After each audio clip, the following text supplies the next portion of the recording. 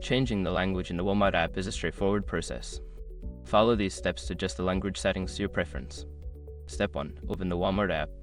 Launch the Walmart app on your mobile device. Ensure you are logged into your account for a seamless experience. Step 2. Access the menu. Tap on the menu icon, usually represented by 3 horizontal lines or a profile icon, located in the top corner of the app's home screen. Step 3. Go to Settings.